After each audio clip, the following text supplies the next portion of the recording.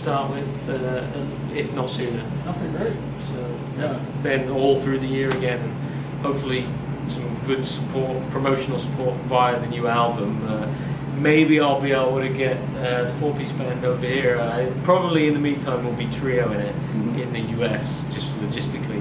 Did you do any festivals this summer? Well, I did the Peach Fest in Scranton. Oh yeah. Which was, well, we were on the Friday and not everybody gets there till Friday night. It was a little bit quiet then at home, but it's a neat festival. Oh, yeah. Did you stick around or no? Did you have to? No, actually I had to drive. We had to drive back to Toronto and then get on a plane and fly to Edmonton, Alberta, because I was playing the next day in Edmonton. So that's the living the dream, as we call it. Immediately finish the gig, drive 7 hours to Toronto from Scranton, 6 hours, lie on the bed for half an hour, and then get an 8 a.m. flight to Edmonton. Albert Castilla has a song called "Living the Dream." Do you know Albert? No, I don't. No. Yeah. I don't. Actually, I've not met Albert, but I've heard about him. My girlfriend's sister's ex-husband played bass with Albert. So Well, it's a small world. There you go. Well, hopefully you get to meet him someday. Yeah. It would be nice to see more of you. You know, I was really hoping you would get a chance to actually play with Derek, because I would love to see what the two of you could do together. Oh, well, of course I'd love to, but they've got their own show and all that kind of thing. We're actually doing the thing in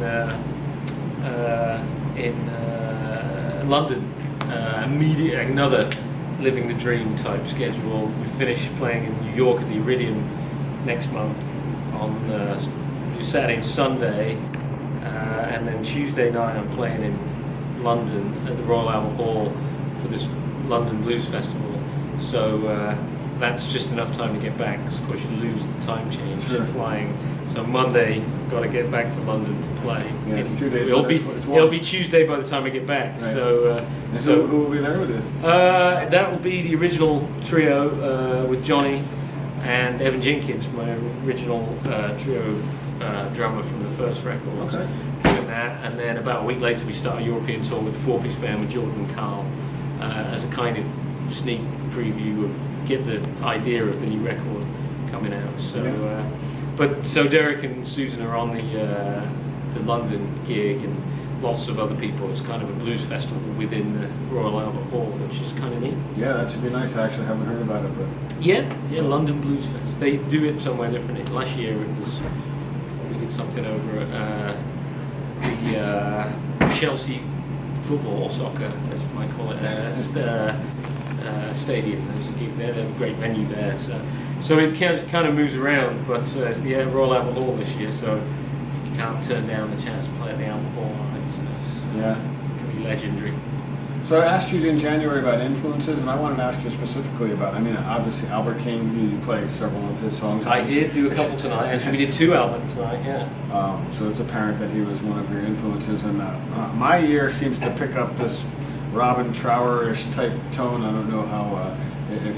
I have no Robin Trower records, so I know of his playing, but I certainly can't credit him as an influence.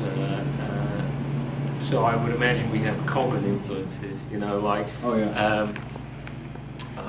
well, Hendrix, obviously. So that's probably where it's coming from a little bit more. Is Hendrix, and I guess any kind of woody kind of Strat sound or something. He was definitely one of those guys. Any new up-and-coming artists that you're interested in or listening to? I don't know that many. Let me think. I'll tell you a guy from Canada who, for some reason, nobody's heard of, and he's absolutely fantastic. He's a guy called Garrett Mason.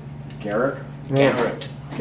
Garrett Mason, and I think he's fantastic, and no one's heard of him. And he has a record called Love and Sound, and it's really raw, rootsy, and it makes me think of when Hendrix was playing with like Curtis Knight before The Experience, and if you've ever heard any of that kind of stuff.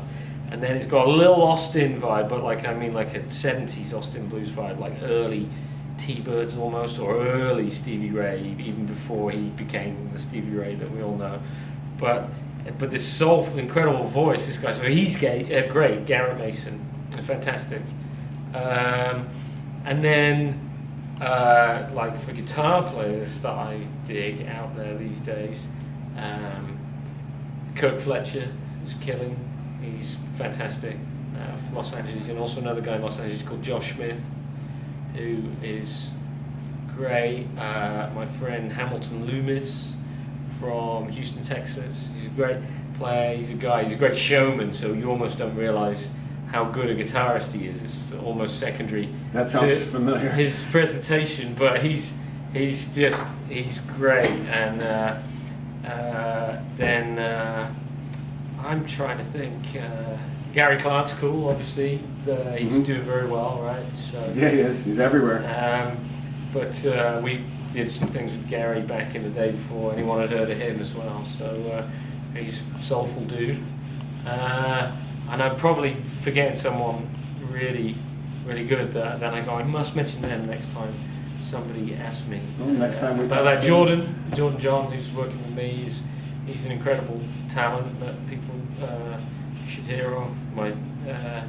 Always enjoy playing with my friend Tomo Fujita from Berkeley. He's a professor at Berkeley, but he comes out and sits in with us when we're up in Boston. He's a great guitar player. Ainsley Lister from the UK, he's a great guitar player as well, another friend of mine.